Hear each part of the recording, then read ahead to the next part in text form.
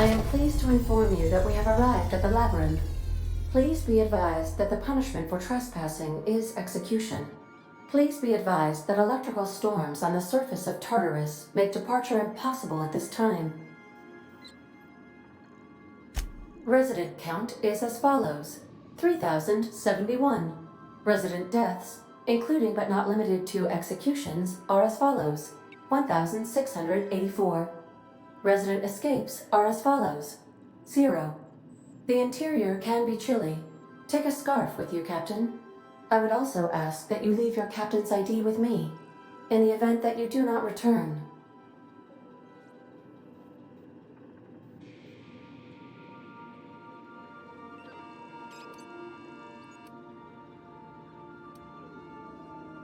I can make the assurance that I will not leave with another captain unless you do not return within 876,541,652 hours. Oh, speak of the devil. Captain, I am receiving a transmission from the prison's docking authority now. Attention, unauthorized spacecraft. This is a maximum security installation. Your presence here is an explicit violation of UDL corporate policy. You are hereby confined to your docking platform until a ticket detailing your crimes has been filed and notarized, at which point your vessel will be seized and you will be executed.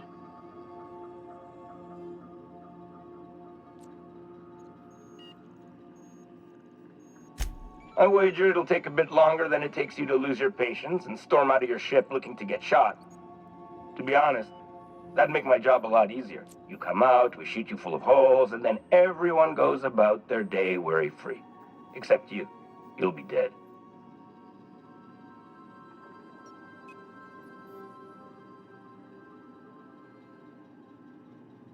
All right.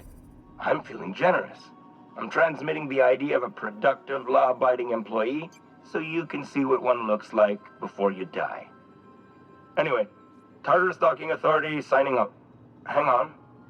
Another ship just pulled into your dock. Wait, is that from the Groundbreaker? What the? Pay no mind to that. Just have a pleasant day. Transmission terminated. Biometric ID received. Transferring data to external cartridge. How can I be of assistance? I'll be here.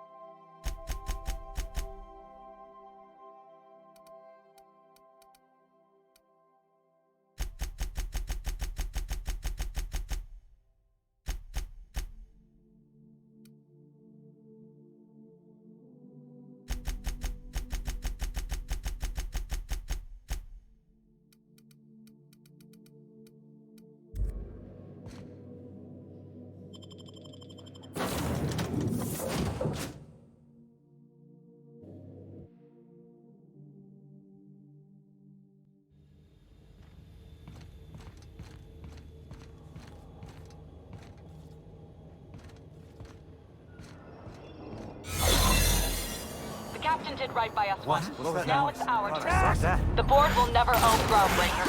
Not while I breathe. Push on, my guy. Don't let up!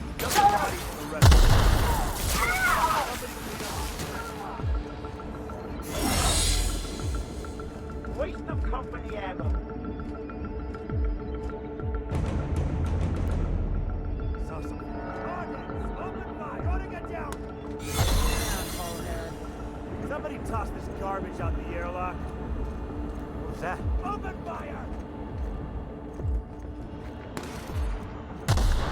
Open fire!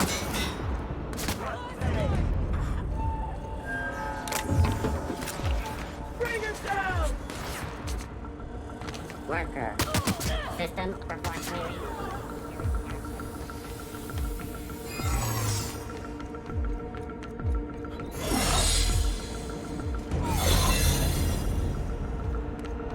Your execution brought to you by UDL.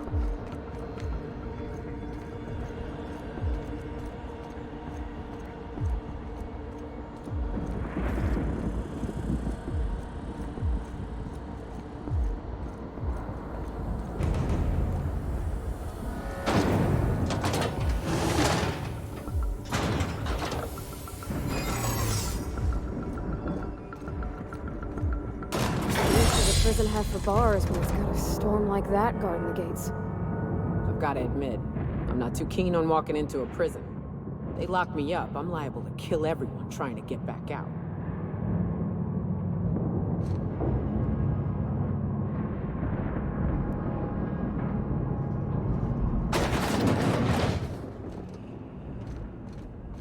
Let's look around. There's gotta be a few ways through here.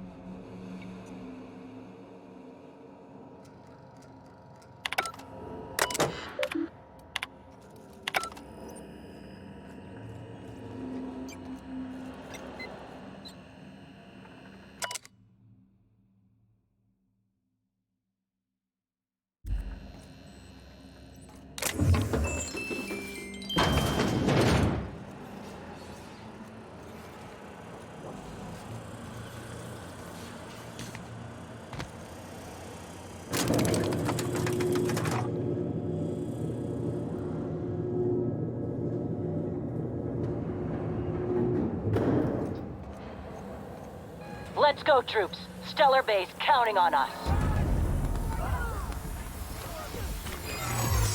Lawbreaker, I saw that! Are you new here? Oh, no. Thank you.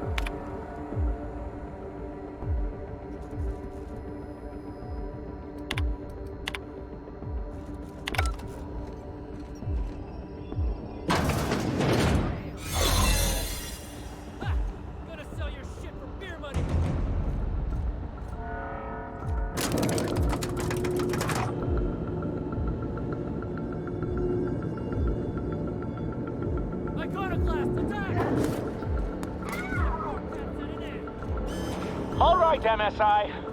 I'm not one for rousing speeches, but the captain needs our help.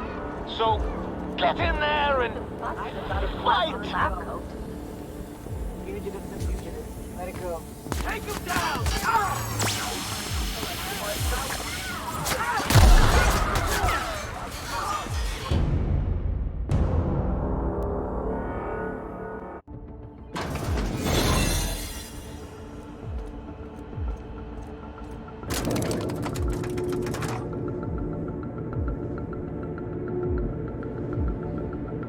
Get him! All right, MSI. I'm not one for rousing speeches, but the captain needs our help. So, get in there and fight! About a blasted lab coat. Fugitives and fugitives. Let it go. The chairman. Get back up!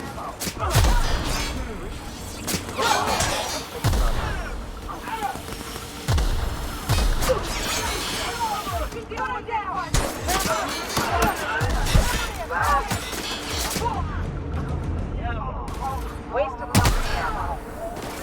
Time to collect the flying bounty.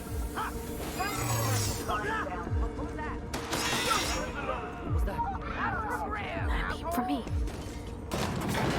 This is nice. Calm before the storm and all that. Whatever comes of this, I'm just real glad to know you all.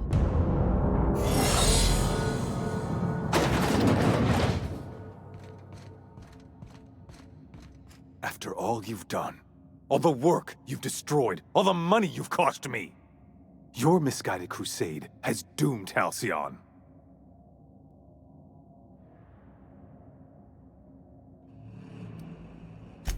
Idiot! I'm not the one marching to my death in a maximum security prison. In any other circumstance, I'd admire your boldness. In this one, however, I have only 2 words for you. Fuck off.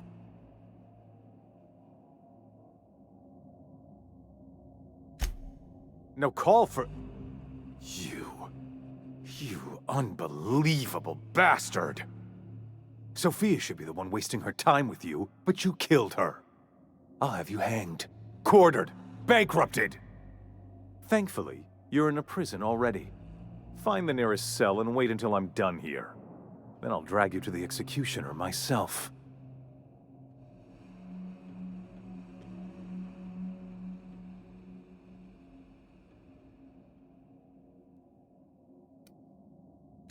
Is that sarcasm?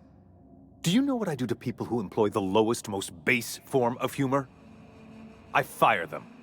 Alas, as you are woefully unemployed, I'll have to do the next best thing and have you killed. In the next room is the finest automechanical purveyor of death ever made.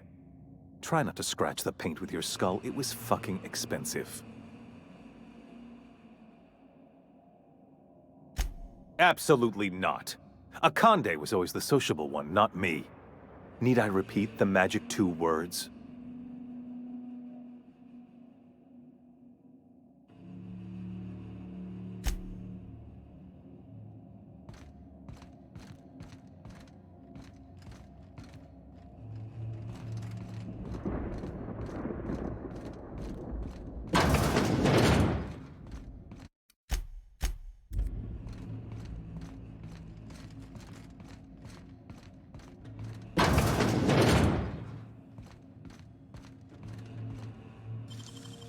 Damn.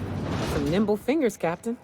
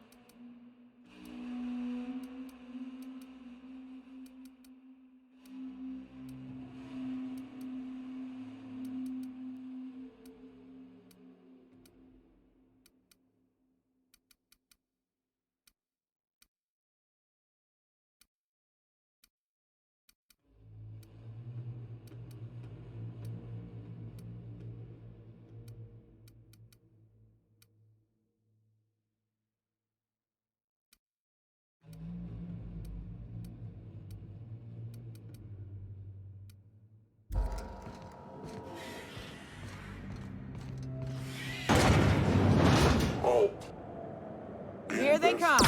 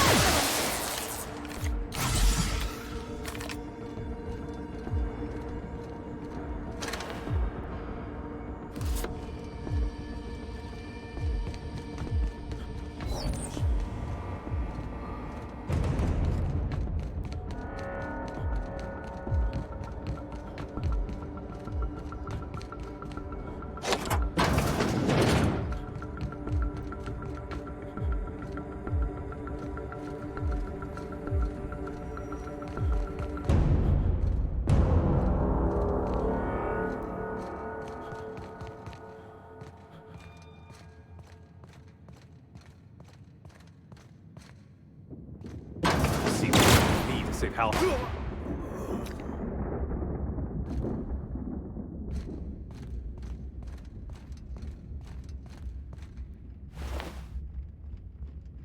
Get me out of here!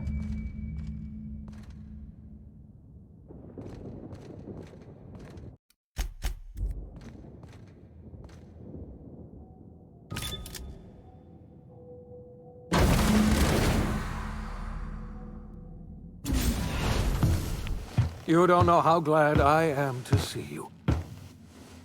You lunatic. You broke into the board's own fortress and killed the chairman just to rescue one doddering old man? You are absolutely out of your mind, and I can't begin to thank you enough.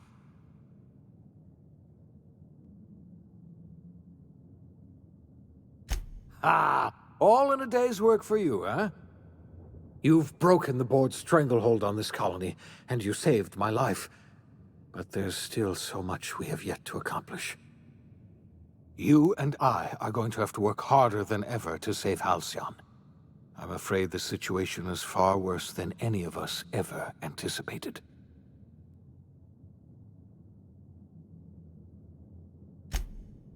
Earth has gone dark. We haven't received a single message in 3 years. There's been no communication, no signals, nothing. 2 years ago, the Earth's Directorate's frigate disappeared on their way back to Earth. We don't know what they discovered when they arrived, or if they arrived at all. So we've got to make do on our own. Seems to me that'll make us stronger in the end anyhow. You're quite right. We've got no choice but to make do on our own. You mean we're all alone out here? Really alone? I'm afraid so, Miss Holcomb. Halcyon is the only home we have left. Returning to Earth is no longer an option. We're in serious trouble, my friend. Do you know what this means for Halcyon? We can't rely on Earth for support anymore. We've been cut loose. We're entirely on our own.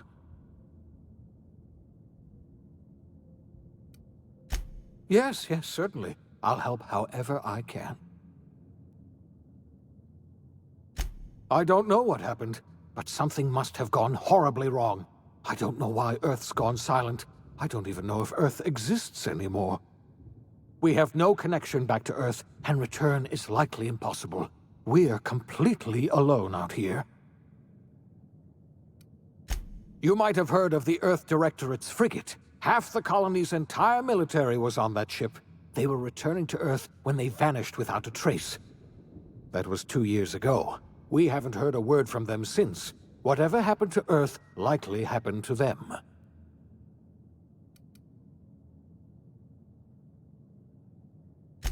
I wasn't trying to hide the truth from you, But after all you've done, I owe you an explanation. Yes, I experimented on the Hope's colonists. Each of my experiments ended in catastrophic failure. Each of my subjects died in agony. You are my first and only success. I didn't tell you about the others because I didn't want to burden you. My failures are my own to bear, not yours.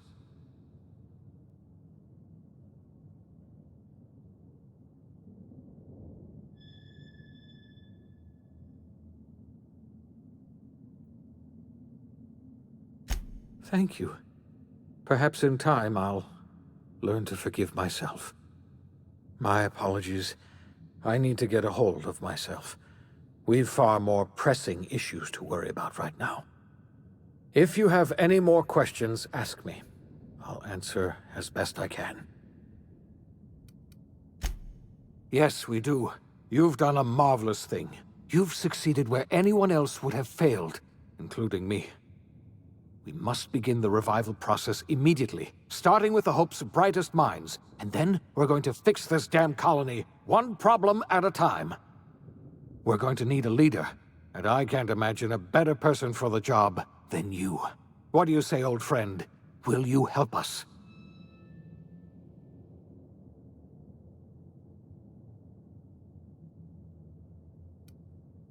When I revived you, I thought you were going to help me save this colony.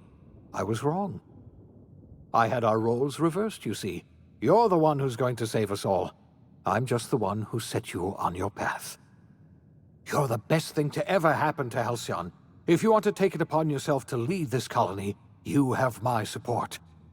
We're not a colony any longer, are we? Our last connection to Earth has been severed, and so we have been set free. Our future is uncertain, and no one knows what tomorrow holds. Exciting, isn't it?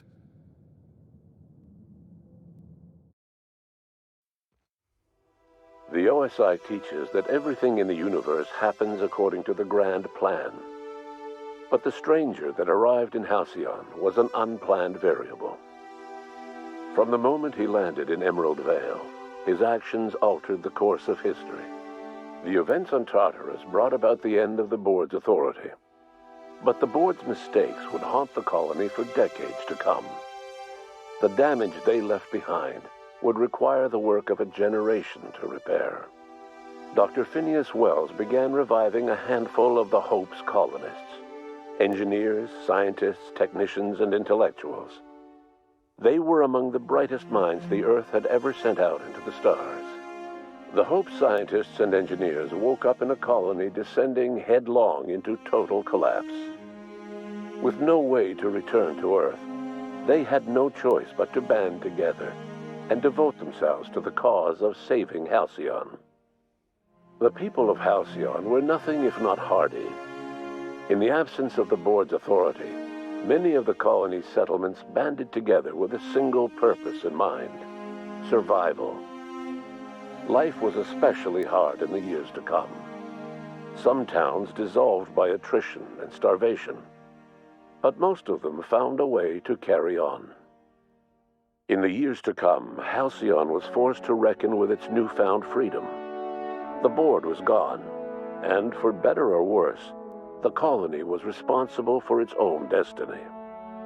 Between MSI's worker-centric policies and the iconoclast's manpower, Sanjar and Zora were able to rally many of the Terra 2 townships to their cause. MSI's workforce swelled, and the iconoclasts enjoyed a significant surge in their ranks. The Board was too distracted by infighting and internal politics to stop MSI from becoming a powerful corporation and a refuge for townships that might have fallen through the cracks. Consumed by paranoia, Lilia Hagen took Sublight Salvage in a controversial direction, openly accusing Board officials of an extraterrestrial conspiracy. One day, an accident at the Groundbreaker's docking bay silenced her forever. Time would tell if her replacement could keep the Sublight family together. Adelaide McDevitt replaced Reed Thompson as the leader of Edgewater. She and her followers transformed Edgewater in their image. Anyone loyal to Reed was pressured into leaving town, and those who stayed behind adapted to her way of life. Adelaide transformed the old cannery into a new garden. The nearby Edgewater Cemetery provided a convenient source of fertilizer. Under the leadership of Junlei Tennyson, the Groundbreaker held firm against corporate influence. The ship's mechanical stability gave Junlei the time to educate a promising generation of engineers schooled in her family's traditions. The future of the Groundbreaker looks promising. The rediscovery of the Hope and the abandonment of the lifetime employment program forced Byzantium to come to terms with some uncomfortable realities about the state of Halcyon. While Byzantines were reluctant to surrender the luxuries they'd grown accustomed to, the board's diminished authority gave them little choice in the matter. Nearly everyone had to learn to make do with less. Some even had to get jobs. It was a dark time indeed. Even the Gorgon asteroid, though a distant enigma to most of Halcyon, felt the aftershocks of your actions. The destroyed Adrenatime synthesizer became a symbol of the board's cruelty and a rallying point for Wells and his scientists as they sought to build a more humane, ethical Halcyon. They cleared the dead from Gorgon's laboratories and repurposed them to aid in the crucial work of solving the colony's nutrition crisis. Gorgon, which had once sown death and destruction across Halcyon, became a source of hope and renewal. The Gorgon Project's final explosive end was bittersweet for Olivia Ambrose. She wandered the colony's fringes alone, searching for others like her who despised the board and meant to destroy them.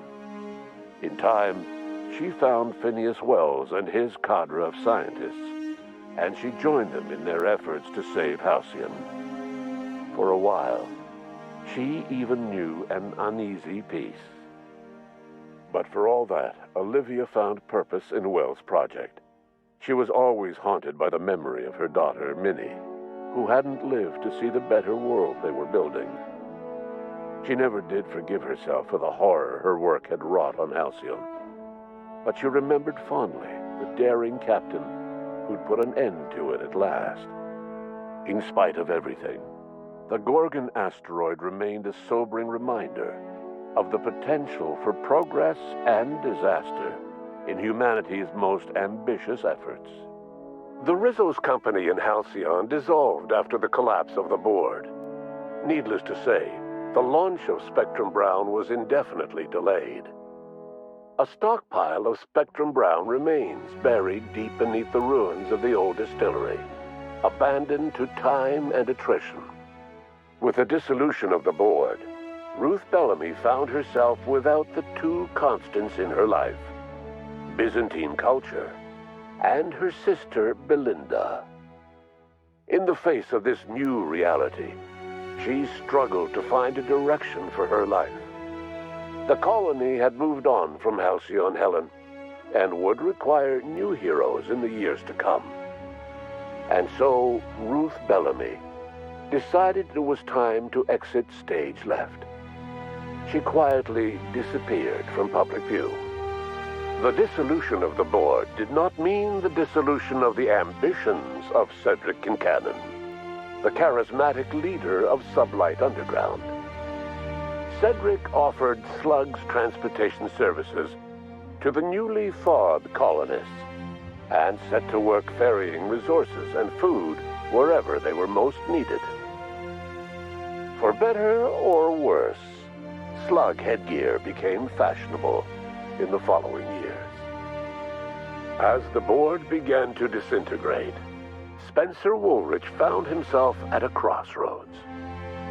Cling to what little stardom remained to him, or help usher Halcyon into its new future. To the surprise of many, perhaps himself most of all, Spencer chose the latter option. Having learned a variety of different skills in the many different roles played throughout his lengthy career, Spencer founded a radio serial dedicated to staying alive despite the odds. His subjects included how to survive violent encounters with only grazing wounds, dispense pithy one-liners for tense scenarios, and, of course, how to look good doing both. After a brief attempt at dating Helen as one person rather than two, which both Bertie and Helen found too strange, Bertie struck out on his own to try his hand at raising woolly cows. Many of his former Rangers teammates soon followed, accompanied by the woolly cow the team had originally plied with alcohol. The dairy farm thrived under Bertie's leadership and care. The Dairy Rangers privately believed that the woolly cows softened Bertie's temper considerably, although the only one brave enough to say this to his face was promptly headbutted. Due to the board's dissolution, many of the Prophet's old customers no longer found quite the same value in productivity seminars that they once had. With her business drying up, the Prophet chose to take her followers down a new path. Months later, salvagers on Eridanos found clues leading them to a seemingly abandoned bunker out in the wilderness. Inside, they discovered horribly mangled corpses, sacrificed to a blood-scrawled portrait of a sprat-headed deity. The Prophet was not among the bodies. Your influence shifted Ellie's perspective. She finally admitted, albeit grudgingly, that she just might need other people. Sometimes. With a steady income from the life insurance payouts, she was finally able to afford a ship of her own. She hired a small crew and flew supply missions to communities on the fringe. Some of them were even legal. Life in Halcyon was sobering for Felix Millstone. The grand revolution he dreamed of never came. There was no great awakening for the colony, no celebrations in the streets. There was only the hard, desperate work of trying to repair a broken colony. Felix never had a head for numbers, but if there was labor to be done, he was there to help. Eventually, Felix realized that the work of a revolution was done with two hands. As much as he enjoyed his adventures aboard the Unreliable, the vicar, known as Max, eventually decided that it was time to move on, to live out the life he had sought so long to create. He knew there were many in the colony who carried burdens much worse than the ones he had struggled with, and he devoted himself to easing their suffering wherever he could. He only ever took up arms again to defend the defenseless. Unshackled from a lifetime of striving and fighting the universe and himself, Vicar Maximilian de Soto was finally at peace. Once the matter with the Hope colonists was resolved, Junlei bashfully asked Parvati if she'd like to join her permanently on the Groundbreaker, and Parvati enthusiastically, if somewhat awkwardly, agreed. The stories of her adventures spread across the colony, and Parvati soon found herself the center of attention. Having served as the engineer of a renowned spacecraft, tramp freighters and wildcat miners sought her out by name, and in no time, she was a fixture in the Groundbreaker's mechanical ecosystem. She and Junlei were never far apart. Nyoka returned to Monarch to take another crack at making a permanent life for herself. She formed the Charon Group, a mercenary outfit of ragtag survivalists and wilderness experts. Anyone in need of a guide or just looking to throw back a beer and swap stories could find her camping on the trail or clearing an infestation. The SAM unit that accompanied you spread awareness of the product line's superior sanitation and maintenance capabilities across what was left of the colony. This led to a boost in SAM unit sales. Did you know that SAM units are the longest-lasting, toughest-acting cleaning solution in Halcyon? Minister Clark was released from house arrest, and his contact with you gave him a sense of renewed purpose and vigor. Once it became clear that no help would be coming from Earth, he threw his considerable efforts and talents into helping Halcyon manage the crisis before it. As for Dr. Phineas Wells, he spent his remaining years in his orbital lab. He eventually came to terms with his own past and was able to forgive the mistakes of his younger self by devoting his remaining years to serving the colony. In the end, Dr. Wells was able to save every scientist and engineer aboard the Hope. Over the next decade, nearly all of the Hope's remaining colonists were successfully revived. Halcyon saw a period of rapid technological and scientific advancement. Breakthroughs in dietary supplements saved the colony from starvation. Geoengineering projects and social reforms began to change the structure and character of the colony. Dr. Wells laid the groundwork for the project to save the colony, but he would never live to see the fruits of his labor. He passed away a few years later. His work was carried on by the scientists and engineers he revived. Today, Halcyon has stabilized. The people of the colony work hard to adapt to their new circumstances. Nearby colonies send aid and supplies.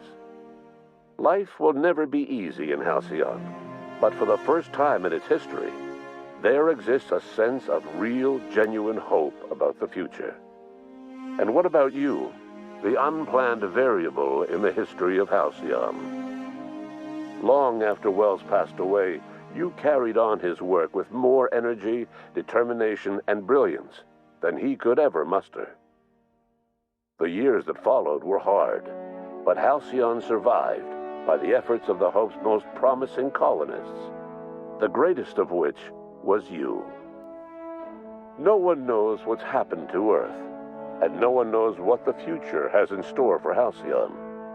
All we know for certain is this: the name of the Unreliable and that of its intrepid captain will remain the subject of countless stories for years to come.